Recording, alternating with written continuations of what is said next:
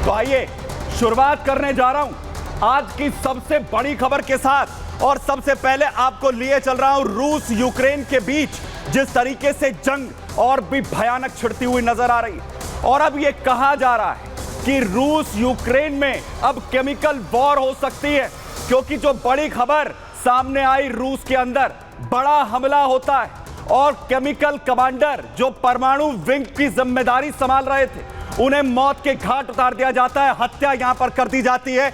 और इसी के साथ अब केमिकल वॉर, परमाणु युद्ध, लेजर है हथियारों के साथ युद्ध के होने की बात यहां पर कही जा रही है। सबसे पहले तस्वीर देखिए, रूसी कमांडर जिन्हें मौत के घाट उतार दिया गया, रूसी कमांडर जिनकी हत्या यहां पर कर दी गई है और परमाणु जो हथियारों का जिम्मा है, उनकी सुरक्षा की जो जिम्मेदारी है वो रूसी कमांडर की तरफ से संभाली यहां पर जा रही थी। फुल फ्रेम जरा दिखाइए, फुल फ्रेम ये उस घटना स्थल की जगह जहां पर इस हत्या को अंजाम दरअसल दिया गया है। इगोर किरलोव जो कि जनरल थे, परमाणु जो हथियार हैं उनकी सुरक्षा की जिम्मेदारी, इसके अलावा केमिकल वेपन्स हो या बायोलॉजिकल डिफेंस जो विंग है उसकी जिम्मेदारी वो लगातार यहां पर संभाल रहे थे। उनकी हत्या को अंजाम यहां पर दिया जाता है। अगली तस्वीर जरा दिखाइए, जिन्हें मौत के घाट उतारा जाता है क्रेमलिन में, मॉस्को में जो ये हत्या है वो यहां पर अंजाम इगोर किरलीव की दी जाती है। और इसके पीछे साजिश यूक्रेन की जो बताई जा रही है, कहा जा रहा है कि यूक्रेन की तरफ से साजिश को अंजाम दिया गया और ये वो जगह जहां पर ये पूरी हत्या होती है, जहां पर मौत के घाट उतार दिया जाता है विस्फोटक के साथ इगोर किरलोव को। और इसके बाद जो शक की सुई है वो पूरी तरह से यूक्रेन की ओर घूमती हुई नजर आ रही है। और इसीलिए यह कहा जा रहा है कि अब ये जो पूरा युद्ध है ये केमिकल वेपन का युद्ध बन सकता है, क्योंकि यूक्रेन ने उस बात को छेड़ दिया है और जिस तरीके से इस हमले को, इस हत्या को अंजाम दिया गया है। लेकिन सबसे पहले आपको बताता हूं कैसे पूरा हमला हुआ है। रूस के परमाणु बमों के रक्षक बम विस्फोट में जब जनरल की जो है वो हत्या कर दी गई है। रूस के लेफ्टिनेंट जनरल इगोर किरलोव जिन्हें बम से उड़ा दिया गया, बम से उनकी जान ले ली गई। मॉस्को में बम विस्फोट कर रूसी जनरल को निशाना बनाया गया, टारगेट किया गया। इलेक्ट्रिक स्कूटर जिसमें इस बम को, विस्फोटक को छिपाकर रखा गया था और उसके बाद उनकी हत्या को अंजाम दिया जाता है। यूक्रेन से युद्ध के बीच इगोर की हत्या होना यह पुतिन के लिए एक बड़ा झटका माना जा रहा है। Nuclear, biological, chemical protection troops के ये चीफ थे, इनकी सभी की जिम्मेदारी जो है वो इगोर संभाल रहे थे और इसीलिए इसे बड़े झटके के तौर पर देखा जा रहा है। क्रेमलिन से 7 किलोमीटर दूर एक अपार्टमेंट के बाहर जहां उन्हें टारगेट किया गया, हमले में इगोर के साथ ही उनके सहयोगी की भी जान चली गई है। रूस ने हत्या के मामले की आपराधिक जांच भी यहां शुरू कर दी है। अब जांच पूरे मामले की अब यहां पर की जा रही है। लेकिन बड़ी बात यह है कि क्या अब ये युद्ध केमिकल वॉर की ओर चला जाएगा? मेरे साथ जो है उस वक्त टीपीएस त्यागी सर, डिफेंस एक्सपर्ट के तौर पर मैं ज्वाइन कर रहे हैं। सर, क्या ये युद्ध अब केमिकल वेपन और परमाणु युद्ध वाला होने जा रहा है? ये वीडियो तो सामने आया है कि यूक्रेन के एक व्यक्ति ने एक गाड़ी के अंदर बम प्लांट किया और वो बम फट गया और उस गाड़ी में रशिया के एनबीसी के चीफ यानी न्यूक्लियर, बायोलॉजिकल और केमिकल ग्रुप के चीफ लेफ्टिनेंट जनरल इग्नोर बैठे हुए थे, जिनकी मौत हो गई। रशिया के प्रेसिडेंट का इससे खफा होना लाजिम है, लेकिन रशिया ने तो पिछले 1 महीने में यूक्रेन के 5 नए इलाकों पर कब्जा कर लिया है, जिसमें पोक्रोवस्क भी शामिल है, जो एक किस्म से डोनबास और मेन यूक्रेन के बीच में सबसे बड़ी सप्लाई लाइन, रेलवे हब है, इंडस्ट्रियल हाउस है।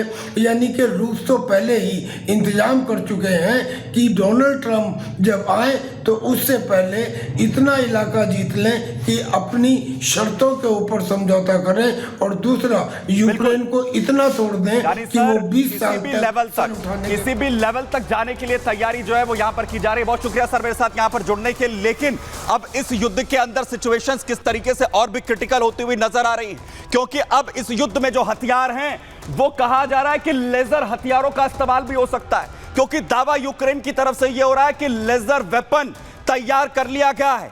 5वां देश होगा यूक्रेन जिसके पास ये घातक हथियार होगा, जिसका दावा इस वक्त यहां पर किया जा रहा है, लेजर वेपन जिसका ऐलान यहां पर यूक्रेन की ओर से हो रहा है। और बड़ी बात ये क्या कहा जा रहा है, लेजर वेपन को लेकर यूक्रेन की तरफ से यह दावा हो रहा है। क्या किया गया है यूक्रेन की तरफ से अपने दावे में, जरा आपको सबसे पहले बताता हूं। दरअसल यूक्रेन की तरफ से दावा हुआ है, ड्रोन यूनिट कमांडर की तरफ से बड़ा दावा लेजर वेपन्स को लेकर यूक्रेन में ट्राइडेंट लेजर वेपन हमने हासिल कर लिया। ट्राइडेंट लेजर वेपन हमारे पास आ चुका है। यूक्रेनी ड्रोन यूनिट कमांडर सोक्राविस्की ये कहते हुए ये दावा यूक्रेन की ओर से करते नजर आ रहे हैं। और बड़ी बात यह है कि लेजर हथियार संपन्न देशों में 5वां नंबर होगा यूक्रेन का। अभी तक सिर्फ 4 देशों के पास था। वहीं 2 किलोमीटर की ऊंचाई पर अगर कोई विमान उड़ भी रहा हो, उसे भी टारगेट जो है लेजर वेपन के जरिए किया जा सकता है, उसे पूरी तरह से उड़ाया यहां पर जा सकता है। लेकिन सबसे बड़ी बात यह है कि लेजर वेपन का अगर ऐलान यूक्रेन की तरफ से हो रहा है, दावा यहां पर किया जा रहा है, चिंता बढ़ गई है। चिंता बढ़ गई है पुतिन की, चिंता बढ़ गई है इस वक्त रूस की, क्योंकि घातक हथियार है। पूरी तरह से तबाही जो है वो रशिया के अंदर, रशिया रूस और साथ ही यूक्रेन के बीच चल रही जंग में तबाही ये एक गेम चेंजर के तौर पर मचा सकता है और इसीलिए पूरी तरह घबराहट है। लेकिन सबसे पहले आपको ताकत बता देता हूं, ट्राइडेंट की ताकत कितना खतरनाक है। ट्राइडेंट एक शक्तिशाली लेजर वेपन है जिसके इस्तेमाल को अब जो है यूक्रेन की तरफ से किया जा सकता है। ये जल, थल और नभ अपने दुश्मन को कहीं भी पूरी तरीके से मिटा सकता है। ये 100 किलोवाट की ताकत से वार करता है। 100 किलोवाट की ताकत से ये अटैक करता है और किसी भी इंसान को सिर्फ 3 सेकंड के अंदर जला सकता है, भस्म कर सकता है। दुश्मन ड्रोन को सिर्फ 30 सेकंड के अंदर जला सकता है। मजबूत शेल वाला अगर ड्रोन हो तो उसे गिराने में इसे सिर्फ 1 मिनट का वक्त लगेगा। वहीं शॉर्ट रेंज मिसाइल को यह महज 30 सेकंड के अंदर गिरा सकता है। और अगर आईसीबीएम जैसी मजबूत मिसाइलें भी हो तो उसे भी गिराने में ट्राइडेंट को सिर्फ 1 मिनट का वक्त लगेगा, पूरी तरह से उसे खत्म कर देगा। रूस का शक्तिशाली टैंक T-90 टैंक, जिसे जलाने में, इसे खत्म करने में यह सिर्फ 1 मिनट का वक्त देगा। वहीं ट्राइडेंट ये शक्तिशाली लेजर बीम छोड़ता है जिसके जरिए ये अपने टारगेट को निशाना बनाता है। लक्ष्य को नष्ट करने में इसकी जो लेजर बीम है वो पूरी तरह से सक्षम होती है। वही बेहद सटीकता के साथ ये टारगेट को खत्म कर देती हैं। और आपको बताऊं कि लाइट की स्पीड से ये ट्राइडेंट जो हमला अपने दुश्मन पर करता है और बेहद कम वक्त में इसे ऑपरेट किया जा सकता है, एग्जीक्यूट किया जा सकता है। और सबसे बड़ी बात ये कि गोला बारूद इसे जरूरत ही नहीं है और इसे लगातार कम लागत में ऑपरेट कोई भी जो है वो दुश्मन यहां पर ऑपरेट कर सकते हैं। वहीं दूसरी तरफ जहां यूक्रेन की तैयारी है, वहीं रूस भी अपनी तैयारी यहां पर कर रहा है। ऑर्शेनिक मिसाइल का प्रोडक्शन यहां से बढ़ाया गया। बड़ी अपडेट आपको यहां पर दे रहा हूं इस क्षेत्र से। यूक्रेन समेत पश्चिम पर पुतिन की पूरी तरीके से नजर इस वक्त बनी हुई है। जो उत्पादन है ऑर्शेनिक मिसाइल, हाल ही में बड़ा अटैक किया गया था, तस्वीरें आपको दिखा रहा हूं ऑर्शेनिक मिसाइल की। बड़ा हमला हुआ था, आईसीबीएम मिसाइल का अटैक रूस की तरफ से हुआ था और पुतिन ने एक बार फिर से यह कह दिया है कि हमने निर्माण यहां पर कर दिया है और दूसरी तरफ ऑर्शेनिक का निर्माण हमारे लिए बेहद जरूरी है। क्या कहा पुतिन ने, जरा सुनिए।